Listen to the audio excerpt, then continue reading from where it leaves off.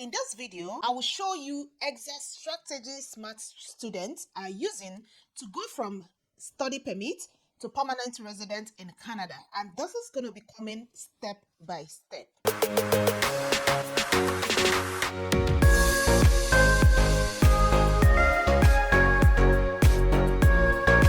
Before you spend thousands of dollars coming to Canada as a student, you need to hear this, because in 2026, studying in Canada does not automatically mean you will become a permanent resident. In fact, so many international students are graduating and going back home.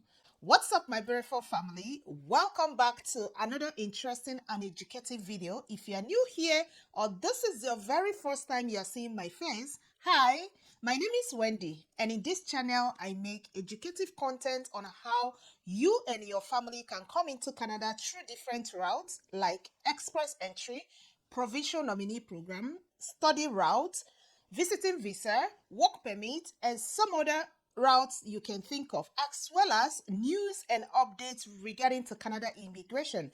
If this sounds really interesting or this is the type of video you have been searching for, consider yourself, you are absolutely in the right channel. And don't forget to click on the subscribe button, turn on your post notifications, so anytime I upload a new video like this, you will be the first to get notified. And for my returning and old viewers, thank you so much, beautiful family, for your massive support. Thank you for your love for me in this channel. It really goes a long way. And please do not forget to drop your comment in the comment box below. If you have any triggering questions you want to ask, kindly drop it in the comments and I'll be so glad to read and interact with you all. Having said that, I want to appreciate those that newly joined this family. I see you all. Congratulations and welcome to this beautiful family. Yeah, please go ahead and share this video with your friends and your family. Anyone you know that is planning on studying in Canada, eventually become a permanent resident, then this video is for you, because I am going to break it down in a very simple and realistic way. So let's dive right into the video. Before I move further, let me start with the truth that nobody tells you. Coming to Canada as a student is not a guaranteed pathway to permanent residence in Canada. Yes, you read me right. Yeah, Canada does not give permanent residence just because you studied here. What actually matters is the program you choose, the job you get after your schooling, and the immigration pathway you qualify for. Now, if you don't plan this properly from the beginning, you can spend a lot of money and still struggle to stay. Now, we are going to be getting into the very step that you need to take for you to be able to qualify for your permanent residence in Canada. Getting an admission into a Canadian school is number one step that you need to take. However, it's not just to get a school, it has to be a designated learning institute, also known as DLI. Now, here is where many people make mistakes. They choose program based on what is easy to get into, instead of what will give them their permanent residence. People make so much mistake in this. You need to focus on courses that will give you your permanent residence. I'm going to practically use myself as an example. If I am starting to study in Canada in this 2026, here are the things I'm going to focus on. I would focus on programs like healthcare, tech, business analysis, project management, anything that has to do with tech and healthcare field. Those are the things I will personally focus on, because these fields have a better job opportunities and they are aligned with permanent resident pathway in Canada. There are so many of them out there, but of course, I will definitely research, make sure that I am tilting towards those fields that will give me permanent residence. Step 2, study permit application. Once you get your admission, the next step is applying for your study permit. And this is where your statement of purpose becomes very important. A lot of people miss it here. Immigration officers, they want to see few things, which has to do with why are you choosing that particular program, number one. Number two things they want to see in your statement of purpose is why do you choose Canada? And number three is what is your long-term plan? Okay, you need to explain all these things in a very simple language so they will understand that you have a plan, you have the reason why you choose the program you are doing, which could be that that is the field that you have been into. And also, you are telling them the reason why you choose to study in Canada, and as well as what would be your long term plan. Okay, don't forget that a weak application can get refused, so you don't want anything that will make you not to be approved. So you need to make sure before you put out the application, your statement of purpose has to be on top notch. Step 3 is what I called study work strategy. When you arrive in Canada, you are allowed to work while you are studying. Currently, you can work up to 24 hours per week off campus. But let me tell you something very important. Do not just work any job. I see a lot of students come in here, they start picking different jobs just to be that they are working. But my advice is for you not just to pick any job you see, random job, and you are doing that. Most students focus only on survival jobs. They are not bad, but again, you have a focus, you have a goal, you know what you're looking for.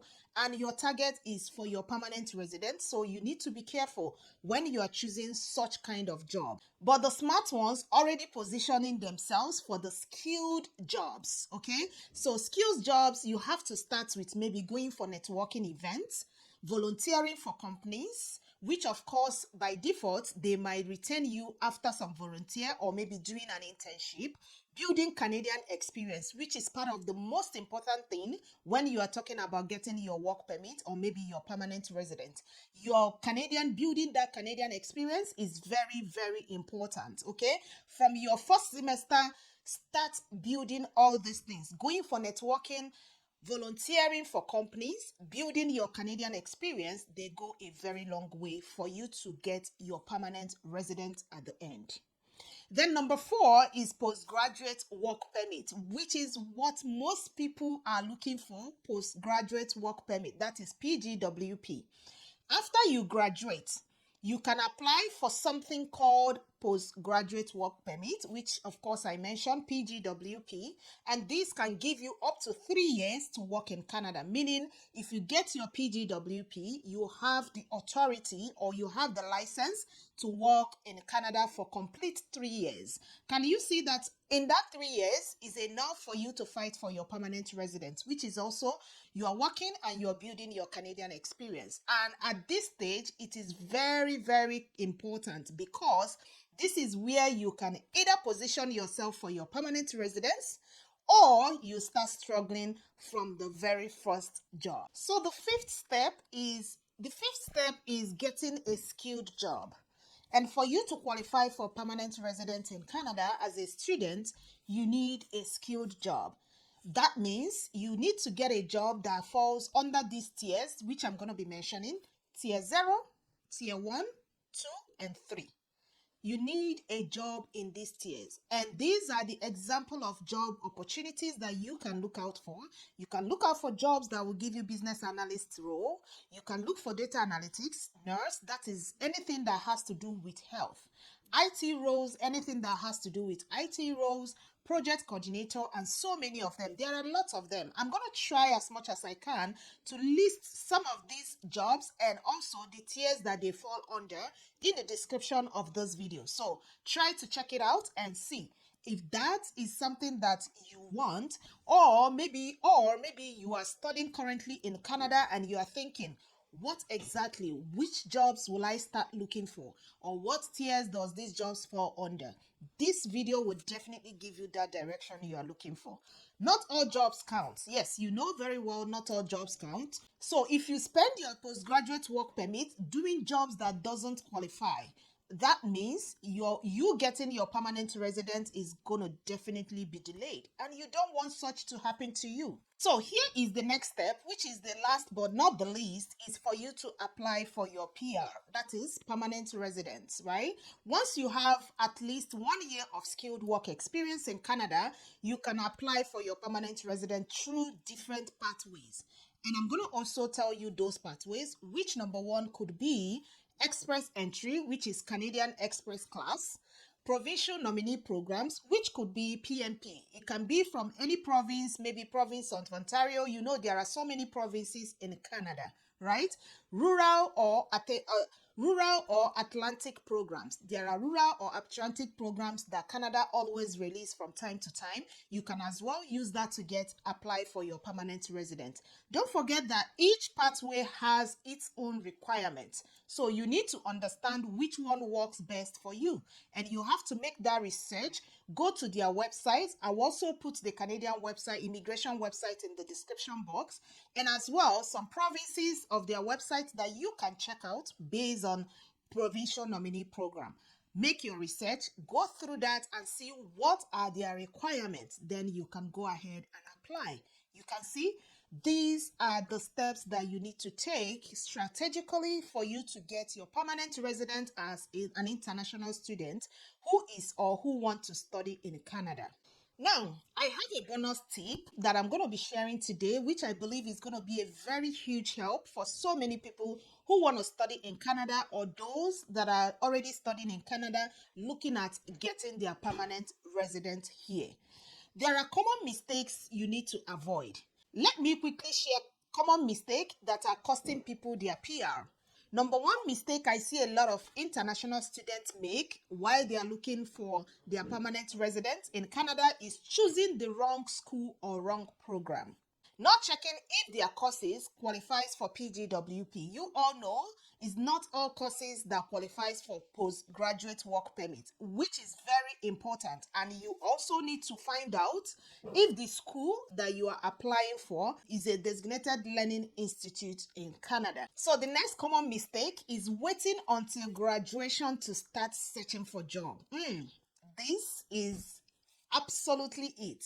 You don't need to wait so long or when you finish your graduation or your studies before you start searching for job. Remember, if you listen to me very well, I mentioned that from your first semester, from your first year, you have to start positioning yourself based on where you are going through, which has to do with getting your permanent residence. So you need to start immediately to start searching for jobs, okay?